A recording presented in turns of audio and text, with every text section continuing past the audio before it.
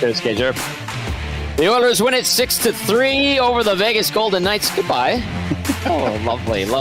Tom Gazzola, Joaquin, Gage, Hernan, Salas with you on the GCL Diesel Oil Stream post-game show, live on location, Hudson's Bourbon Street. Come on down, plenty of room. Actually, quite busy here, Gage.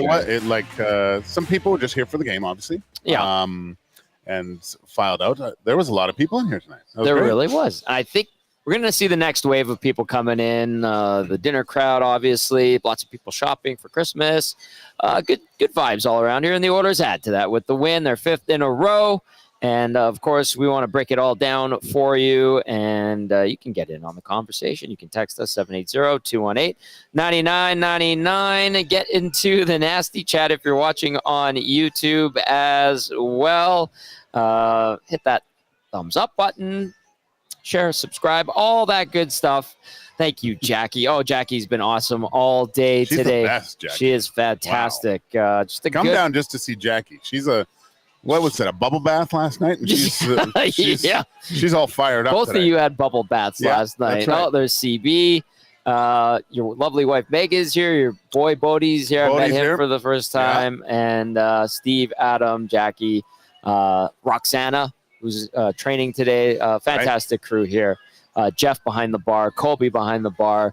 Always a blast here at Hudson. So lots of fun. Of course, GCL Diesel post-game show brought to you by our good friends over at GCL Diesel, providers of the best diesel engine components around, from turbochargers to injectors, fuel pumps to sensors. They are the critical engine component experts, proud to serve Edmonton and Northern Alberta for over 50 years. All right, boys, before I go into the scoring summary and the turning point, I want to get that out of the way pretty quickly.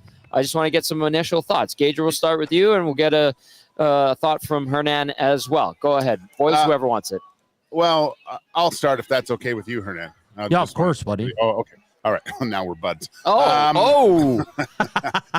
So I like it. I think, meeting people obviously here tonight, and then keeping your second eye on the game, Tommy. Like some goals were going in, and there was obviously a ruckus from the crowd here when the Oilers scored. But it happened quite frequently in the first 30 minutes of that game, and I did not expect that. I did not expect that the Oilers would play it at such a high level that the Golden Knights did not have an answer for it. And it was an impressive first 30 minutes. I thought they dominated. As I mentioned, they just didn't have an answer for it. And that was really encouraging. Obviously, it turned a little bit bad. 45 seconds in the second, and that kind of turned the tide. But no, the Oilers, taking out all the goods from this game, they supremely outweigh the bad. That's a good way to describe it. Nancito, were you concerned, or are you kind of thinking along the same lines as Gager there? What kind of stood out in your mind? Yeah, like a really good game by the Oilers. And I thought the broadcast guys were right. Like, I know they gave up 6 goals. I don't think Vegas was that bad, guys. It wasn't like the Minnesota game, right? So good on them. I mean, a big goal in the third there. I mean, sure, 2 blunders. One when Ekholm and Bouchard get caught both behind the net for the first goal, and then obviously the Stuart Skinner. But a mature team didn't let it get to them. They were able to, settle down, find that insurance goal. Excellent game. Lots to talk about, guys. The goal interference, the Jack Eichel hit. I mean, and this team is rolling. That's 5 straight wins, guys, and against quality teams. So, I mean, if you're an Oilers fan, you got to be happy. But at the same time, you look back and you're like, how can this team look so bad at times? But this is the Oilers we all remember from last year, and I think it's great. I think the guys are showing a lot. You're getting Nuge is scoring now. Connor Brown in back-to-back games. Corey Perry adds to it as well. So, all in all, guys, I mean, how can you not be impressed? This was a great game, a delightful afternoon for all Edmonton Oilers fans because they're rolling, boys. That's an apt way to describe it, Hernan. A delightful afternoon in Oil Country, 6-3 win. A couple little things before I dive into the scoring summary and get to the stats and all of that. You joke about it a little bit, Gager, and you've said it a few times in the last couple of weeks. You go, get get your tape on that, or get some tape on that stick, kid, is the way you say it whenever you're referencing Stu Skinner when he plays the puck. A minute into the third period, you're up by 4 goals. You're trying to maintain that lead and not give it away because, like Hernan was talking about, the momentum had shifted a little bit in that 30-second span in the in the second period leading into the third. And you always say, get some tape on that stick, kid. And he just has the tape on the toe. And I chuckle when you say it because I think of most goalies have the tape all the way to the heel and up. And I know it's a pain in the ass and there's a style component to it. But that is an example of probably why you're saying it. Look, you put tape on your. Why do players put tape on their stick? For grip. Grip. That's why. Yes. So the puck stays on there differently, even to the point where, look at this. Look at. We're watching Connor Hellebuck warming up, stick handling, full tape stick, right? Yes. When you take a goal stick, when you go into a sports store, grab the goal stick, feel the blade. It's slippery. It's almost there's no traction on that. And then that's why you put tape on the stick. So when controlling rebounds, you can feel it. It grips the tape and you can kind of maneuver the puck if you're taking a shot to the stick and controlling the rebounds. You're putting yourself at a disadvantage by not having your full blade taped on your stick. And we saw what happened tonight. Yep. He was trying to handle it and it slipped off the blade. I'm not saying if Stuart Skinner had taped his stick fully, but why not give yourself a chance just in case that's what happened tonight. Stu, I know you're watching right now and you're stalling your phone. Start taping your stick, man. Give yourself a chance because it's it happened tonight. It didn't matter. But what happens if that game is 2-1, Tommy? What if it's a playoff game? A playoff game where, momentum is everything. Mm-hmm. And I love the response. Go ahead. How's nobody tell him that, though? Seriously. I wouldn't want to tell a goalie anything, but I would think it. We're thinking it right now, but we're a radio show. We're a sports show here. Well, it's like Connor McDavid's socks, right? Yeah. He should probably get a new pair of socks in there. They might even... It's hard to say. He might even actually be faster with better. Unbelievable how fast he is. But no, this is something that you do. You don't see Connor McDavid not with a tape stick. Every single player on the team tapes their stick. I think almost the full blade. Yeah. If you're scoring 50 and you want to put one ring on there, fine. Bobby Orr or like Adam Oates cut his blade and stuff. Oh, but if you're getting to you got to be at elite status and. Arguably one of the best puck handling goaltenders in recent history with the Edmonton Oilers, Mike Smith, who was great at it, almost to a fault at points, but that's fully tape stick. Yep. He was he scored in the NHL. He's a goal scorer in the NHL, Mike Smith. He did it. He scored in the All-Star game in Nashville from the other end with a tape stick. There you go. Get some tape on that stick, kid, is the line you throw out there. And it is, in good faith, obviously, and you're joking. But tonight was an example of why you're saying it at heart. And I get it. I think you guys out there watching and listening, are you guys really talking about Stu Skinner and the tape? And yes, we get it. They won. They played good. We're going to break it all down. But, yeah, what if Stu mishandles it because it rolls off the slidey part of the blade because he didn't put tape on it. Well, it's even when in the playoffs, people are going to freak out. What it does, Tommy, too, is when the puck when it comes to you, it's not just it's not a knuckleball where there's no movement. A lot of times it's spinning. Yeah. Right. Mm-hmm. So what happens when the puck hits your stick is the tape kind of it'll grab it a little bit. It absorbs the energy. Or somewhat of the spin. Yeah. On a completely slick blade, that thing's just going to pop right off there. Yeah. So, I don't get it. If I ever get into that Oilers room, I'll probably tape up Stuart Skinner's sticks. Could you just imagine? steal it? That would be great. Yeah. Hey, where are my sticks go? Joaquin played goal for this team a while ago. Stu, tape your sticks. You know what? And listen, kind of a freak play, but whatever. It did bite them in the butt tonight, but they come away with the win. That's the most important thing. I'll say that Sevi Lyons, great golfer, excellent massage therapist for the team, loves taping sticks. Okay. He is excellent at taping the players' sticks. He does it for fun. He knows their style. Is it heel to toe to heel, toe cap? You like a little space here. Like Sevy could do it like that because he's that good. Well, just remember, though, Stu, toe to heel, get more feel. Heel to toe, collect more snow. There you go. Joaquin Gage with the wisdom on this Saturday evening, late afternoon. The Oilers win it 6-3 over the Golden Knights. Let's get to the scoring summary. Ryan Nugent-Hopkins would open things up at 17:36. The Nuge with his 6th of the year on the power play from Connor McDavid and Leon Draisaitl. Just a really nice play off the rush on the power play. Nugent-Hopkins goals in back-to-back games here, Gager. It's about time. Yep, that's fair. McDavid's 27th assist, Draisaitl's 22nd, 1-zip Oil after 1 in the second period. Zach Hyman, he's playing much better. He's getting the results on the score sheet as well. His 8th of the year, banging home some garbage. Nugent-Hopkins, the lone helper, and a multi-point night for him. 2-0 Oilers, just a minute 13 into the second period. Then it would be Connor Brown, another guy kind of showing some sparks in life offensively. His 5th of the year, and he scored the shorty the other night. That was great to see. Draisaitl and Podkolzin the assist on Brown's goal to make it 3-0 at 6:53. And then for good measure, the Oilers would make it a 5-0 game as Leon Draisaitl would get his 22nd from Nurse and Janmark. You really like the delay by Nurse to get it over to Draisaitl on that play, right? Yeah, no, there was that little pause. A lot of times you're trying to force the puck into areas if you see the chance. Great poise by Darnell Nurse. That was the 4th goal in this sequence that did get them to 5-zip.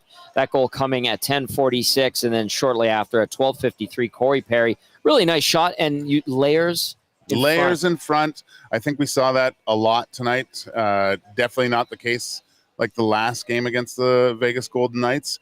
Again, poise with the puck. Yeah. Like Corey Perry, a lot of times guys get the puck in that glorious of an opportunity. They're letting her buck, right?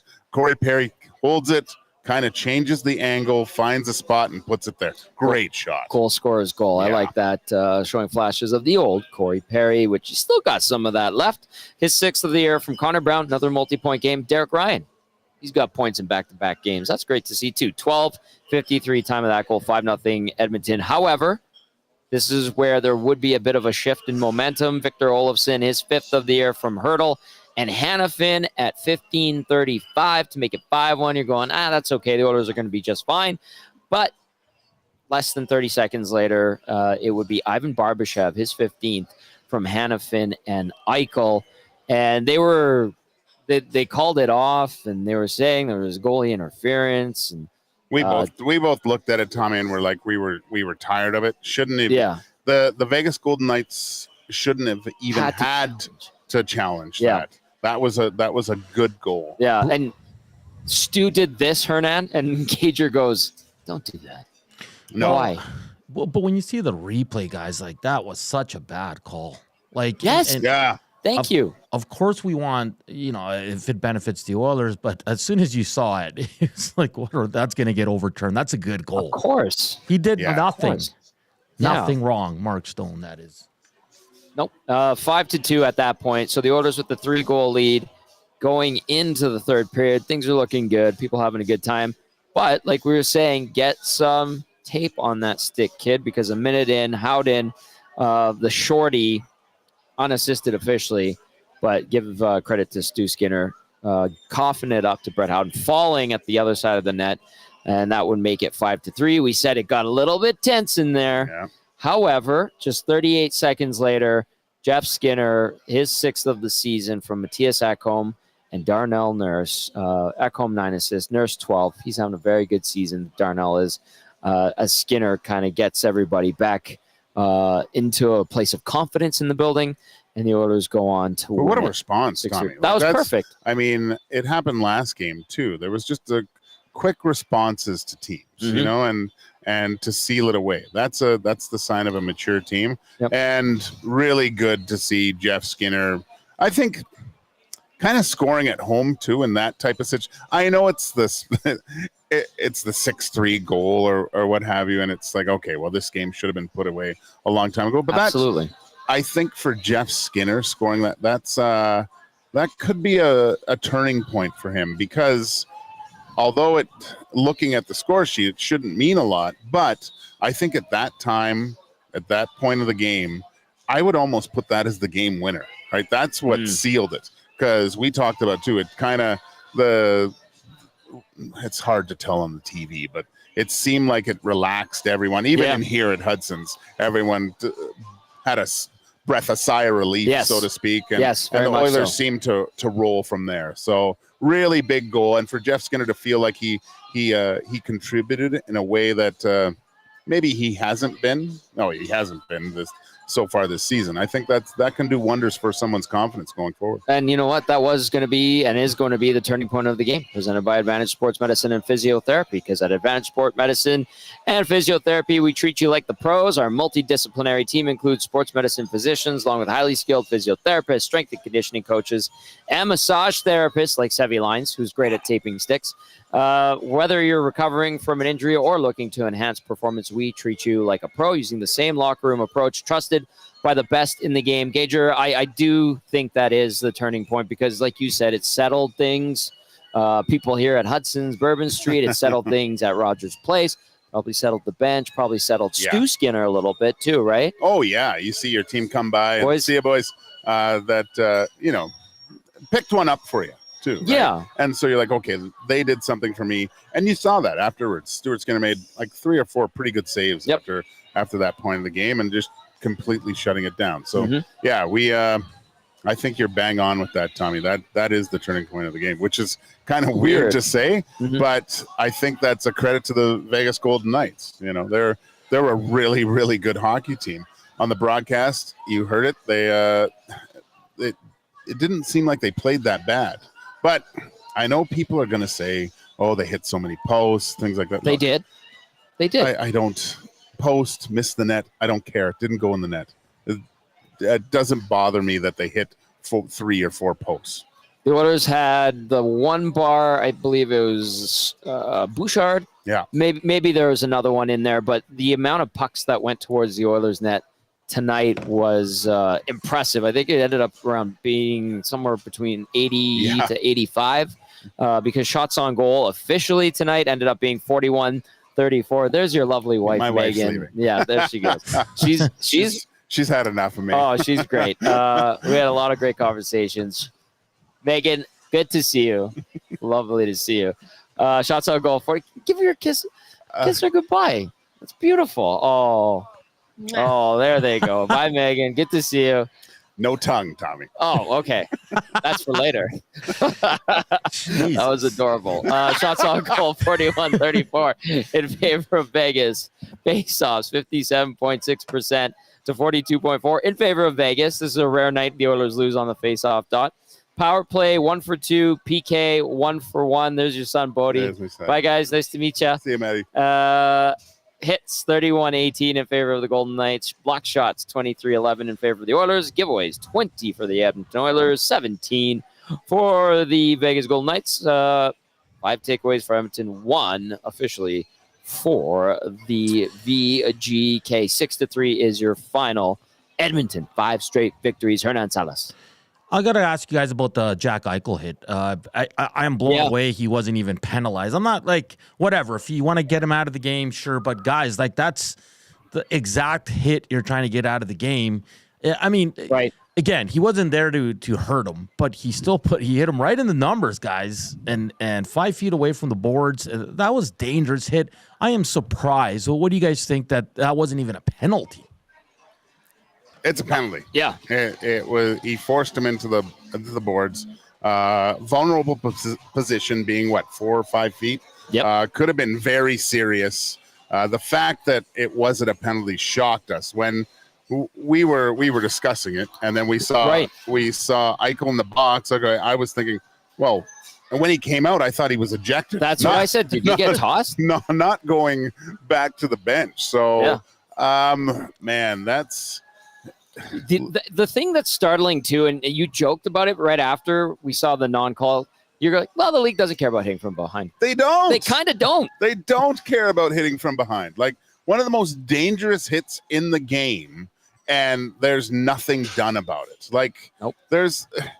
It's shocking to me, just absolutely shocking that even after, like, Jack Eichel should be suspended for that type of hit, because we've seen these types of hits go on for years now. The only way to get rid of these types of things is to actually have guys miss time for doing things like that. And then maybe they'll think twice before, giving someone a slight shove. Like, Tommy, look at the injury to Bouchard the other game, okay?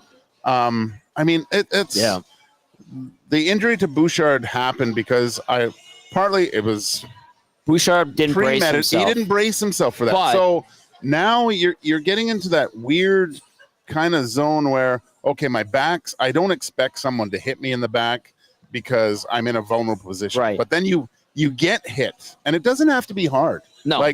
But you just don't do something like that. You can't use both hands on your stick and push someone with seeing their numbers towards the board. And kind of in stride. Like, I brought it up here. It's on my computer screen in front of me. But, like, we're watching the scrum right now. But, Gage, like, have another look at it. I'll turn down the volume. I apologize. It's after a quick stride from Ekholm as well. And I will say, too, if you're thinking back to the Minnesota game, I do think the Hartman play was cheap. Yeah. But I'm just recognizing that Bouchard, spatial awareness, and didn't brace himself. And I think Hartman's starting to develop a reputation for being a guy that can be on the edge, if you will. And so, I'm not blaming Bouchard or anything like that. But that was a situation where Ekholm had just taken a stride. He's cruising towards the corner to get the puck. Eichel just gives it to him right in the back. Yeah. And it just enough. It's in that sweet spot where it plants him forward. It's very, like, in F1 speak, Ekholm has gained the apex, right?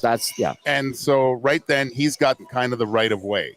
You can't Max Verstappen and make a lunge, drive him right over, right? Yeah. Like, so, yeah, no, it's a dirty play. It's at least 2 minutes. Are you guys at all surprised there is no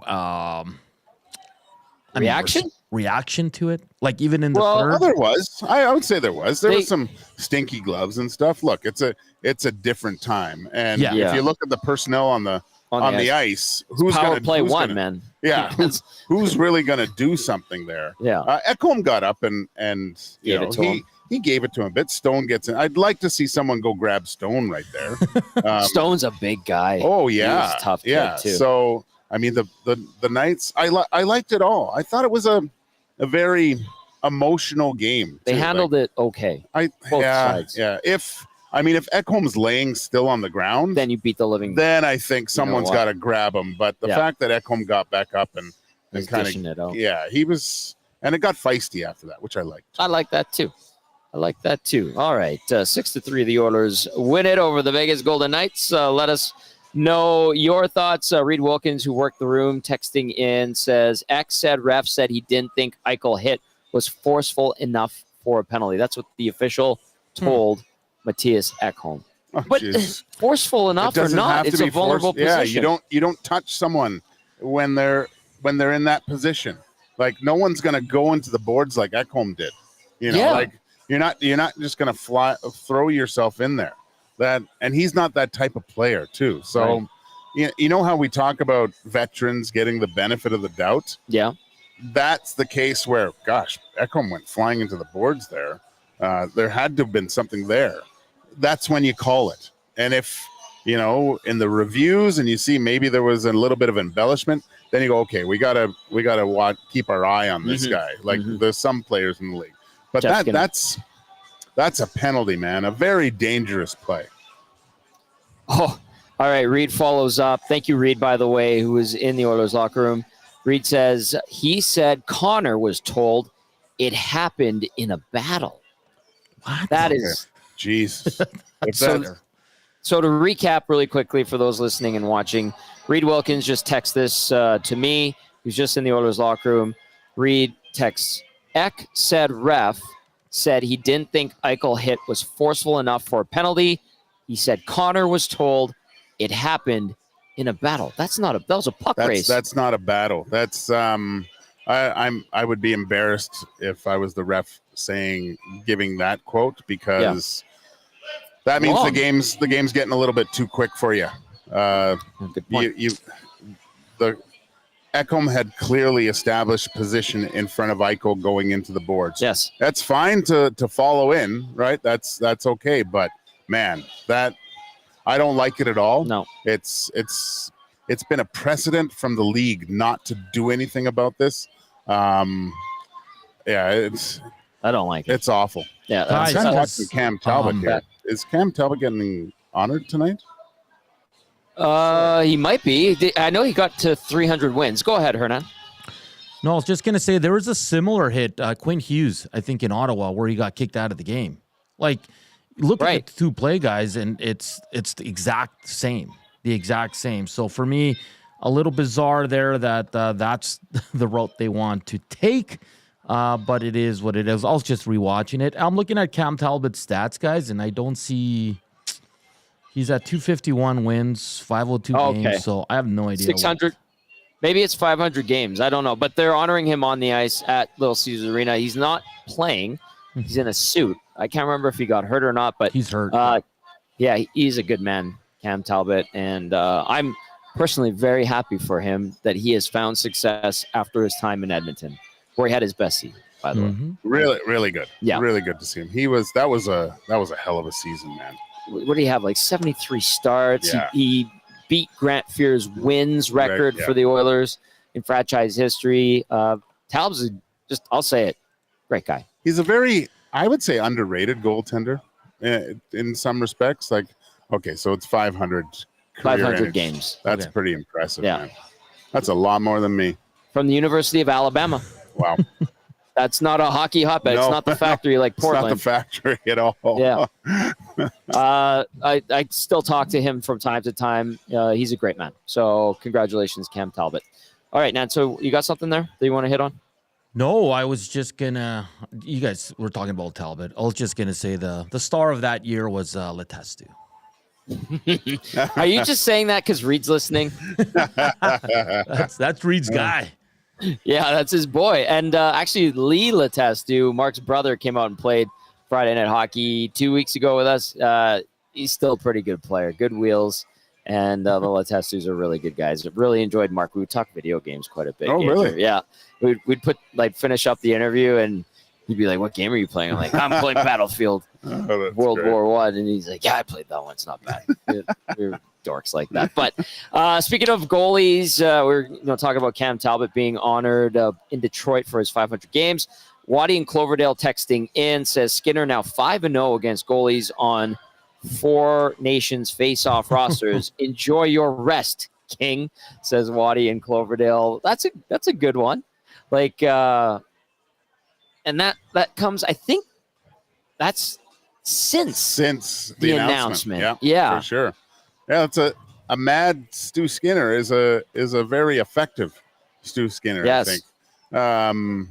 After what happened last time against the Golden Knights, the Aiden Hill was first star of the game. I believe Stu Skinner was third star tonight, even with the gaff. A very solid performance, though, Tom. I think so. He was really good tonight. Big saves. Unfortunately, so we already have Coach Nobla saying that Stu Skinner was their best player tonight. And I kind of agree with him. It was a really good performance. It's so refreshing to see all the, I'll say, vitriol of the Oilers goaltenders, I'd say, over the last month and a half or so, to finally get to a point now where people are looking for other areas to complain at. There's 2 really solid guys playing at a high level. That's at this time of year. That's impressive. Really impressive. Let's just be happy the Oilers won, because let's just say something happened and that's the goal that turned right. around. Would be getting just. But he made like 3 good saves after that. Yeah, that's the sign of a mentally strong goaltender. right? He didn't let that crater him. If you were to, I don't know if anybody was watching the Chicago game tonight with New Jersey. Good point. The Chicago Blackhawks are up 1-0 partway through the third period and allow 4 just back to back to back. Just couldn't right the ship. Didn't happen tonight with Stu Skinner. Like, even after the quick 2 goals, going to the third, a quick goal against, and then rode it out for the rest of the third.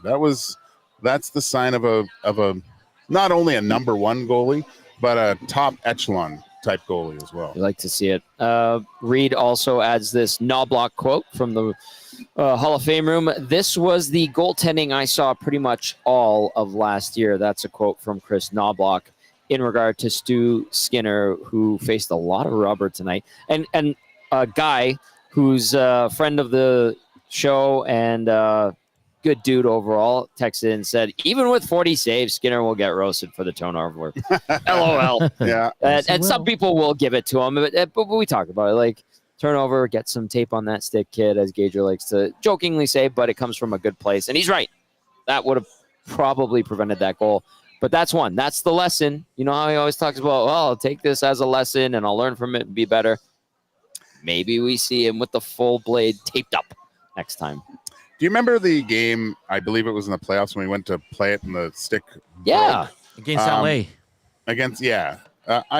I thought I heard Stu Skinner say, yeah, I kept that stick and I put it up in my house. Yes. As a constant reminder of that, in that situation, that you can't always control everything that happens to you, but it's how you respond afterwards. I thought that was brilliant. Just my whole house would be full of sticks if that was the case. But he's just, for such a young guy, and I think we look at Stu Skinner as kind of probably more of a mature goaltender, more towards like 29, 30 years old. Yeah. But he's still really, really young. Third full season in the NHL, 26 years of age, just turned.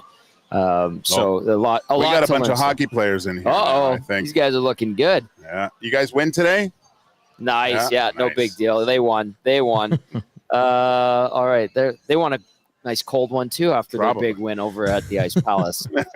I think they're a combined age of 20. But they're looking good. They're picking up waitresses. Riley's enjoying this. All right. Tom Gazzola, Joaquin, Gage, live on location at Hudson's Bourbon Street. Having a really good time. It's been awesome. And we've got Hernan Salas back at ESTHQ. Text us 780-218-9999. Again, to the Nasty Chat if you're watching on YouTube. Like, share, subscribe. We're trying to get to 11,000 subscriptions, so appreciate that. Pickled herring on the line for Dusty Nielsen. And Matt Cassian, who was at the game with his daughter Callie, her first game ever. I think he had to go into the Golden Knights locker room. I think he wants to talk to Mark Stone, his old teammate. And Cass will probably give us a call and hop on and give us his thoughts from Rogers Place as well. We do have Leon if you whenever you guys are ready for it. Yeah, we can hear from Leon. Tee that one up, Hernan. All right. You guys ready for it? Yeah? Yeah, brother. Here's Leon Draisaitl. In the season when goals weren't going in and a lot of talk about why not. How much is you guys are doing things better offensively, and how much is sometimes you just keep chipping away, they start going? I think it's a little bit of both. It's, we created looks early on in the year too. It just didn't seem to go our way. With that being said, I also think that everything is a little bit more clean right now, and we're hitting the right spots at the right time. So a little bit of both. Exactly. It's a game that's a lot of fun to play, or how do you size up a game like this? They're all fun in one way or another. They're a good team. They're a division rival, and it's fun beating them, of course. They'd say the same on the other side, but we wanted to have a good showing tonight, and obviously continue what we've been building. This was going to be a tough stretch for you guys. I really give you an indication where you are. You guys must be happy where you are, beating these last three teams heading into that game against Florida Monday. Yeah, I like our game right now. I think we're playing well. I think we're starting to find our roles a little bit. We're starting to find our rhythm a little bit better, and obviously, we got some really good teams coming up here. So, just looking to continue that. You like the way you guys kind of slammed the door? Like it looked like maybe they were nudging their way back into it and it was shifting, and then you just kind of slammed it. Yeah, it was a big goal by Skinny there. That sets them back again a little bit. So obviously, maybe you'd like to keep it at 2, but these things happen, and you gotta go on the flow. So thought we played well for the most part. You kind of touched on the rivalry a little bit against these guys. Does winning this game mean a little bit more, given that you guys did lose the first 2 to them? We're trying to win every game. It's a rivalry. We've played them in the playoffs before. They beat us, so you get up for those games and you try and win those games just like any other game, really. So It looks like there's been a lot of chemistry with Kapanen over the last few games. What have you thought about having him on your wing? Yeah, he's been great. He's obviously really fast. Makes a lot of good plays. There's a lot of skill there. He's been playing amazing. Do you have an early thought on Florida coming in here on Monday? No, it's going to be another really good test. Good team. I think they've been playing really good hockey, so it'll be another good test for us. All right, there was Leon Draisaitl talking about tonight's 6-3 Oilers victory over the Vegas Golden Knights. Joaquin Gage. Oh, that was really nice of you, Gager. We got the kids here. They're coming in for a bite to eat after their game. They won. They got some EST decals and then some Joaquin Gage signed cards. I like that. Very nice touch. Normally they're 7 cents. After they're signed, they're 3. Oh, we're having too much fun. That was great kids. They're like, you played for the Oilers? Yes, he did. Of course I did. Yeah, jeez. Exactly. Stu Skinner taught him everything he knows. All right, keep those texts coming in, 780-218-9999. And if you're watching, get at us in the nasty chat. Let's get to some comments from this Oilers victory. Rip City Step and VR Montenegro. They're having fun. They won tickets when they came out to our live on location at BP's 2 weeks ago. Yeah. And it was a Molson and BP thing. They had a tailgate at Boston Pizza Jasper Ave. Then they all went to the game. And now they're at Kelly's, and Rip City Step says, we're taking over the jukebox at Kelly's. And then VR Montenegro. And there's a bunch of Oilers fans, obviously, at Kelly's after that game, says it's hopping in there. No surprise. If you see the Mayor DVD in there, give him a pat on the back, buy him a shot, and tell him we love him because he's our boy. All right, let's get to some more text. Coach Mike says, we're going streaking. How long does it go? That's from Coach Mike. What do you guys think? Nanso, I mean, there's some good teams coming up. Florida on Monday, but the Oilers just beat Minnesota. They just beat Vegas and snapped their 4-game winning streak. How long does this go, do you think? Yeah, I think it's going to go. I mean, Florida's always tough. They're coming off a tough loss in Vancouver. They're in Calgary tonight, if I'm not mistaken. But, I do think they'll be – that one's going to be tough. I mean, you're going to drop a game here sooner or later. I don't look at the Bruins as like I used to, guys. I think the Bruins have kind of fallen off. I think and then you got fair. the Sharks and Senators, two games you should win. But with, you know how it is in the NHL at any given night, you can lose to any team. So, I mean, I think there's some revenge for Monday for sure for the Edmonton Oilers. It's going to be tough to play that team again that took that Stanley Cup away from you. But, hey, man, why not keep it rolling, right? They should be a motivated bunch. I think Florida's going to be a motivated bunch as well. But why not keep this thing rolling? You're banking a lot of points right now. You're finding your groove. So that game Monday, guys, is going to be awesome. I think it's going to be the game of the week. Oh, it's on Prime, by the way. I didn't want to dampen anyone's spirits. Jeez. I'm looking at the schedule here. Good Gage, work what do you by think? Prime. Yeah, they knew. What do you think about the streak? We heard Hernan's thoughts there. What about you? I think they're halfway through the quad, Tommy. Yeah. And they're just going to go through the gymnasium for the rest here. I was going to ask you what level of the candy cane thingy are they at? Well, but I heard someone said they were going streaking. So. Oh, okay. Well, yeah. Yeah, and they're doing it. I think I said, Nanso, did I not say that they're going to win all 5 of these next games? You did. You said 5-0. Yeah. My goodness. When we were about these, because these were huge games, and I thought, you know what, the way they're playing, and look, that first 30 minutes, it was really, really solid, good hockey. They really 25 to 30 second blip. Yeah. Yes, Vegas had a lot of shots, but then in the minute that Stu let that blunder happen, outside of that, pretty good. That's a really good game against a really good team. I mean, it doesn't get any easier. Like, there's games that I've circled on this on the calendar of this month. The next game, obviously, and then that one against the Kings coming up. Yeah. After this, that's another one in LA that I'm really looking forward to on the 28th, just after Christmas there. But it's always, this time of year is always a little difficult too, Tommy, because as I said, Christmas is just around the corner. Yeah. But this is where being a veteran team, I think, helps out a little bit more. You're getting business done before the 24th and 25th next in a couple weeks from now. I'd love to see them go into that Christmas break on a real high streak. They get past the hump on Monday in what should be an emotional game against Florida. Yeah. I don't see why this doesn't get to a 9-game winning streak unless they falter and the Oilers are their own worst enemy against Boston, San Jose, or Ottawa, and end their own streak by Love it, Tommy. not playing up to snuff. Yeah. Tommy calling a 9-game win streak here. Let's go. Well, I mean, there's a huge caveat in there on Monday, like big game against really good team, but they just beat two really good teams playing good hockey.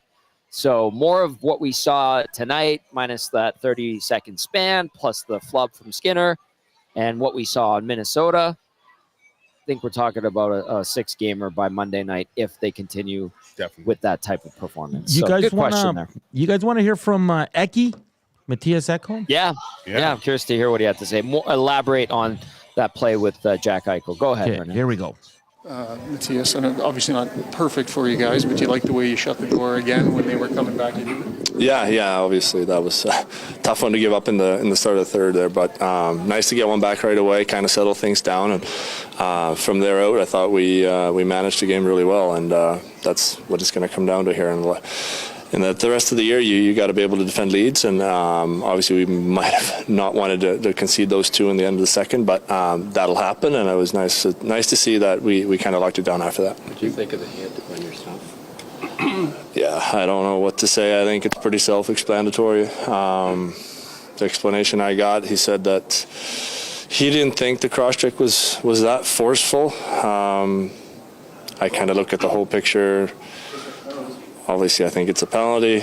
Other than that, I just know that if I were to do that to somebody and get 2 minutes, I wouldn't say a word about it. It's a dangerous play, and yeah, that's about what my thoughts are. It happens quickly for a defenseman too, where guy turns. Yeah, but when you're going into a corner, you know what you're doing, right? Like if you're, it doesn't matter really. Like if you're in a vulnerable position, you cross-check somebody like.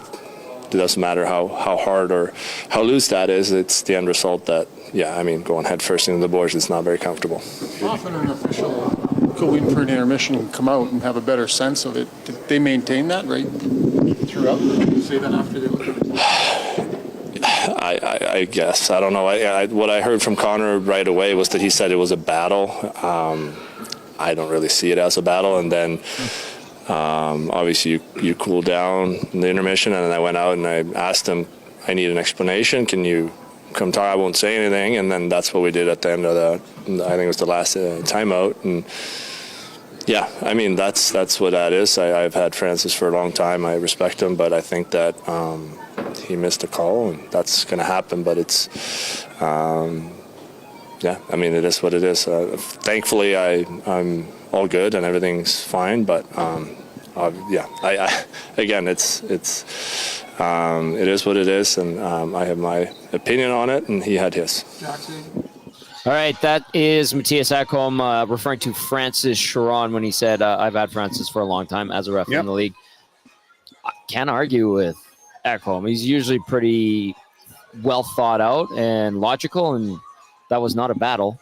No, well, that's the thing that's surprising, I think, and it's interesting that Ekholm kind of mentions the name of the referee. You don't hear that too much from players. Having a prior, I would say, relationship, this guy's reffing your games. He's got a good understanding of what kind of a warrior Matias Ekholm is. He's not a guy that embellishes. I don't think I've seen him embellish anything. No. For him to go down, being solid on his skates, it is puzzling to me. And the fact that it was a battle is completely wrong. And it wasn't a forceful enough cross check. You heard Matias Ekholm say it. It doesn't have to be like a wind up and smack a guy in the back to knock a guy down. If you're in a vulnerable position and you're not expecting it, you can knock anyone down, and that just shouldn't happen. Yep. The automatic reaction right there, Tommy, is to not touch the guy. You can't touch the guy. You can go in with him to the boards, engage. But you cannot push and try to get that what else distance separation. If you asked anybody or Jack Eichel, what else besides knock over Matias Ekholm would he be trying to do by pushing him like that? Yeah, no. What else? What he's trying to do is push Ekholm so he kind of loses his balance and goes into the boards quick. Which so is you exactly can what happened. And so you can get the puck. That's what you're trying to do. So it makes absolutely no sense to do that because it's a dangerous play. Yes. The fact that Eichel's going what? No. It's a penalty. Yeah. Borderline suspension. Ekholm said it too. If he did that, he would have a 2-minute penalty. He would go to the penalty box and not question anything. Of course. I did it. That was not right. Stupid play. Penalty. Fair point. Nancito. Yeah, he looked like you love the honesty from Ek, but he looked really bothered by it. A horrible explanation, and hey, and listen, man, that's two defensemen the Oilers could have lost for a while here with some questionable hits in the last two games, right? That's your top pairing right there. So knock on wood that both Bouchard and Matias Ekholm escaped injury.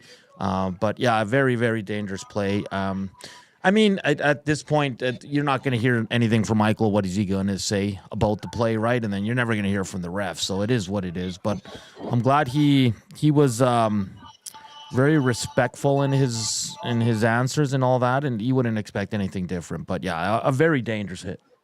Yep.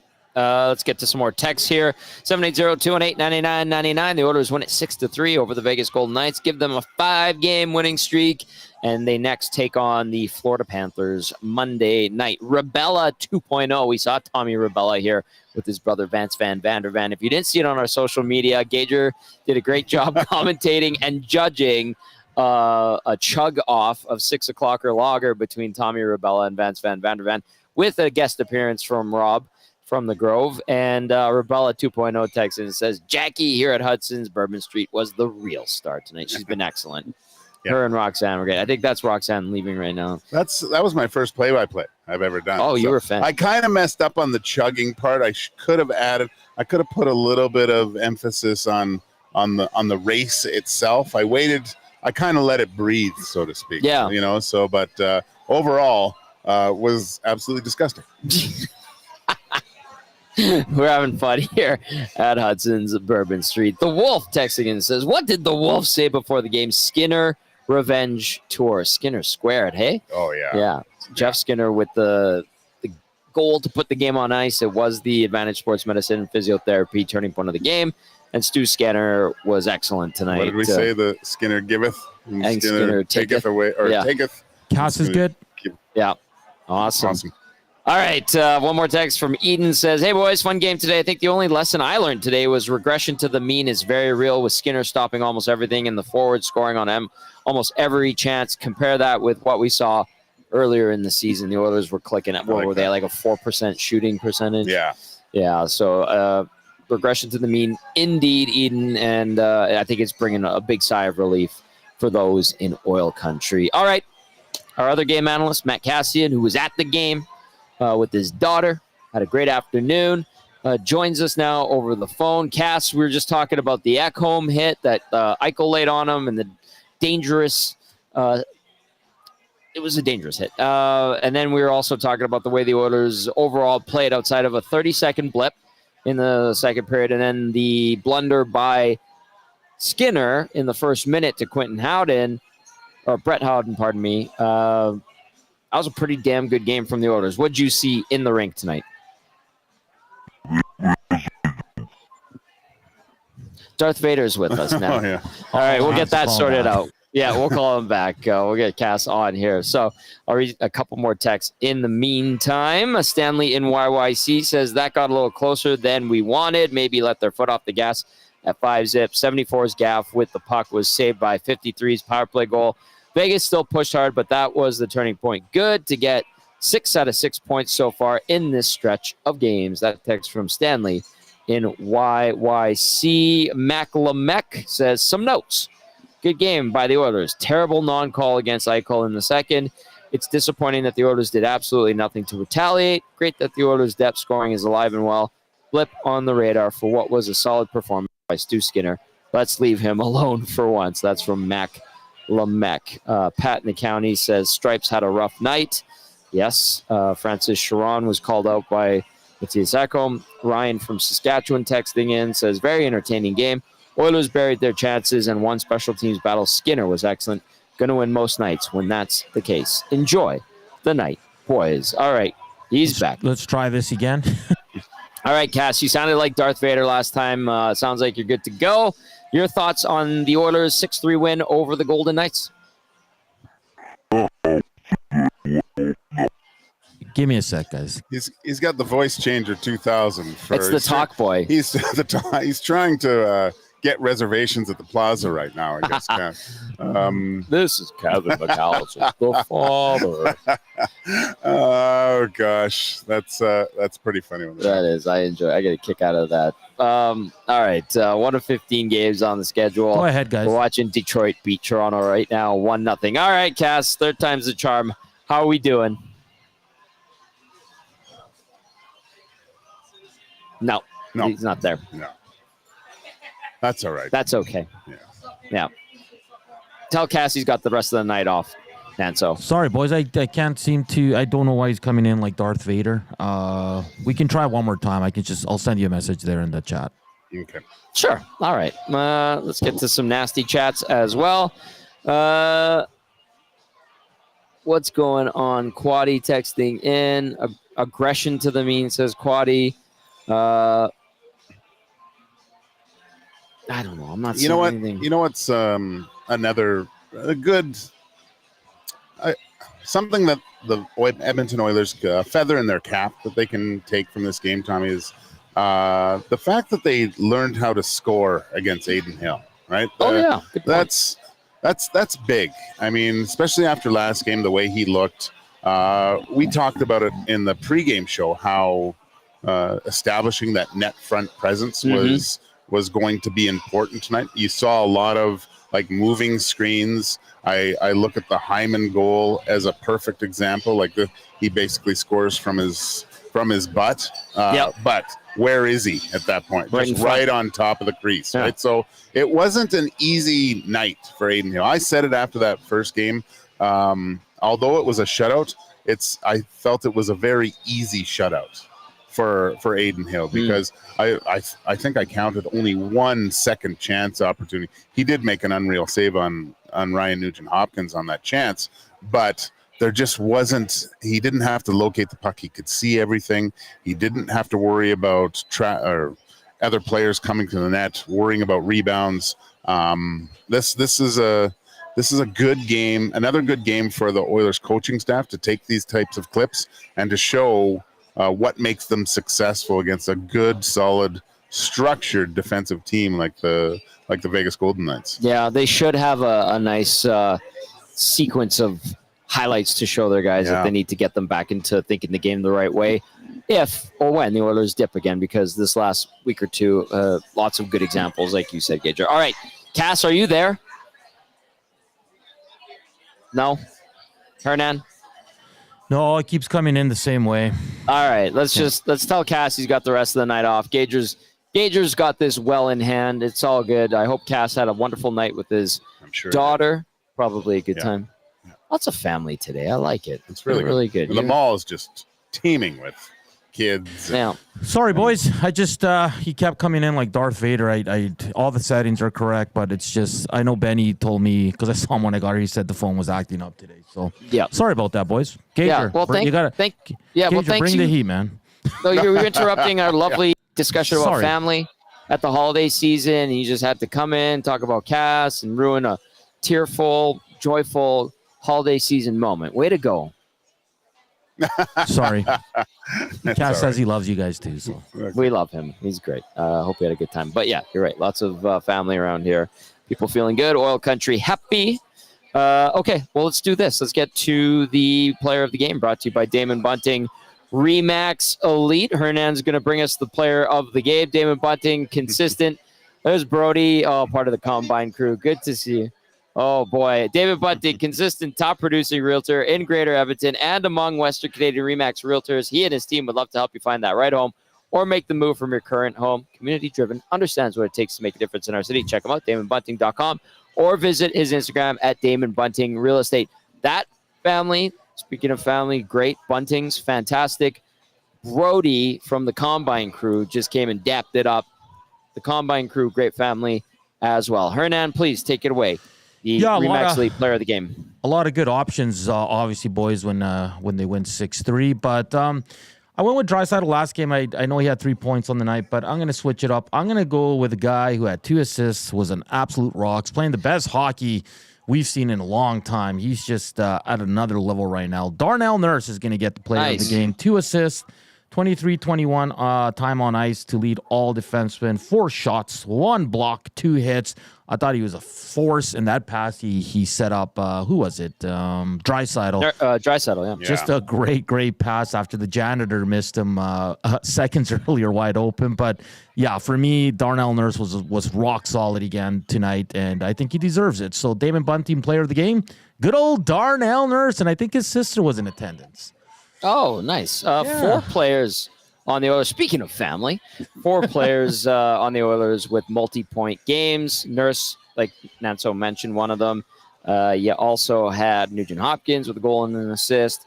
Draisaitl, 3 points tonight. Gage, a goal and 2 assists. He is red hot. Connor Brown, 2-point night with a goal and a helper as well. So they're getting some depth scoring, and then they're getting the big guns firing on all cylinders. I know Nanso will say this, and I'll say it again, just because the games remaining before the Christmas break, when Kiefer Sutherland tells Billy the Kid and Young Guns, finish the game, right? That's what you want to see from the Edmonton Oilers throughout the rest of this stretch. Things are going really well for them. Let's see them finish that, and then then they can take that breather for the Christmas break. Yeah. But I'd really like to see them start putting this kind of stretch of games together where they can really, close the gap to these Vegas Golden Knights and eventually the LA Kings. Great reference. I saw you nodding your head there. I started laughing, by the way, as Gage was talking about that. Frank in the nasty chat says, "I'm sorry. I think my speakers are broken. Did he say Nurse was good now?" Frank adds, "I guess I haven't watched hockey in a while." Yes, Darnell Nurse is putting together a very strong season. And guys, like, at both ends of the rink, much more confident. Like, from your point of view, Joaquin, when you were watching Nurse now compared to especially playoffs last year where he was not good outside of maybe 2 games when he got called out, game 4 and 5 against Dallas. I'm seeing a different defenseman. What are you seeing from your point of view? A player who's comfortable. He knows it. You know how they say a defender needs a certain amount of time to learn how to play effectively in the NHL? And, it varies for certain players. And we've always, I would say Darnell Nurse's game has been not peaks and valleys, but maybe hills and Bunny Hills. There's not huge differences, but now, I don't know, a lot of it, I think, is playing with Kulak a little bit, Tommy. I think that has the ability to find a partner that he's comfortable with. And I'm not saying he was bad with CC. They put together some really great stretches of games, but just the decision-making. And I don't know if because sometimes you see Kulak jump in the play. Right. And I think with Cody Ceci, he was always that anchor for Darnell Nurse. You didn't see Ceci, there wasn't a ton of offense from him. And now that he's playing with a guy that, if Kulak sees a chance to jump in the play, he's going to do that, and Nurse has to read off it. And I don't know if that keeps him more engaged in the game, that he has a partner that they can flip flop and just have that synchronicity a little bit more. It might be something like that. That's what I've seen so far this season. I don't know. What do you think? Well, Paul Coffey and Mark Stewart, with their rotation of Nurse and Kulak, have found something. It feels like, and I don't know what the rationale as to when it's time to put Kulak, if they're line matching or what, but they've found the right mix and timing for those two. Yeah. And it's working, and it's also elevated Kulak in terms of the appreciation for him, which I think is nice to see. And it really showcases that he is a solid defender. And that's why, when they were clamoring, some were clamoring last year for, hey, you could trade Kulak, trade CC2 and upgrade ball. I was like, whoa. Kulak's good. Yeah. He's very good, especially as a third pairing D-man on that left side. And now I think the appreciation level has gone up. And yeah, it feels like however they deploy those two, when they do move Kulak up to play with Darnell Nurse, the timing's usually very right. And I don't know what the science and the equation is that they use to get those guys out there together. If it's every second shift, whatever, if they feel like Emberson might be needing a break, I don't know, but it's working the way they deploy them. Yeah, no, it's we saw last year when Knobloch took over the team, his button pushing at times was perfect. Yeah. And you could say that through the whole coaching staff, and they're getting it right. Like you said, Tom, that's a good observation, I would say. Thanks, Gage. Good teamwork. Good teamwork. Donnie M. Couple of texts here. Skins was helped by the crossbars and goalposts. Ooh, thank you, Brody. I like it. Merry Three Christmas. posts tonight, boys. Three posts. Skins was helped by the crossbars and goalposts early. Hockey gods on his side tonight. Donnie M. adds, why does Draisaitl get kicked out of so many faceoffs? Do you want to take a crack at this? Well, you're not cheating. You're not trying. First of all, I think there's a linesmen know Leon Draisaitl and what he does, and they're tired of it at this point. I think so. I think there are times when he goes in to take the draw where it's a ploy. He knows he's getting bounced. Yeah. But they're taking a breather, right? And they're just taking those extra 10 seconds just to get everyone maybe a little bit of wind back. And that's an old trick where it's like, hey, you go in there. I would tell that if we needed a break, I would tell one of my wingers who couldn't win a face-off. I'd be like, go line up. And they'd be like, what? I'm like, go line up to take the draw. And then they're like, why? I'm like, so you get thrown out. Make sure you get thrown out because I need 10 more seconds. Yeah. And they would do it, and then I'd win the draw. And they'd be like, hey, that was really smart. I'm like, yes. Yeah. Not a new trick. Yeah, no. It's and I think that happens at times. Yeah. But I really think you want Leon Draisaitl taking the majority of the draws because he's really good at it. He's breaking records, boys. Yeah. He's The other thing too is you're gonna get thrown out because you're late getting to the dot. Yeah. So you'd send your other guy in. Yeah. You're like, why? Because you're gonna get thrown out, so I have to go in, dumbass. Yeah. That's another one too. Yeah, you're right, Hernan. He's breaking records, but you know what? They find a way. So Leon Draisaitl on an absolutely torrid pace right now. 3 points tonight for Draisaitl. I just want to take a quick look at the scoring in the National Hockey League, the updated stats, and Leon second in the league, 45 points in 30 games. Only Nathan McKinnon with 47, with one more game too. So, is this the year that Leon Draisaitl outshines his buddy Connor McDavid and leads the Edmonton Oilers in points? It's pretty tight at the top. Kaprizov at 45 as well. Kucherov at 44. Rantanen, Natchez, who was in the lead last week, at 43, and then McDavid and Jesper Bratt's having a great year at 41. Look, Jack Eichel right up there as well. Sam Reinhart right up there too. We could say Draisaitl this week is like maybe another Art Ross, and then 2 weeks from now, Connor McDavid's up by like 10 points. Yeah, I know. That's just how it works. All right. If you want to slide in a text before we wrap up the show, 780-218-9999. And you can also get into the nasty chat, too. Tom Gazzola, Joaquin, Gage, live on location. Hudson's, Bourbon Street. We've had a lot of fun here. It's been a great afternoon, now into the evening. And Hernan, Salas back at EST HQ. Boys, Nanso, you go first. This game on Monday against the defending Cup champion Florida Panthers. How do you look at it? Yeah, I think you said it earlier. It's a perfect word, emotional night.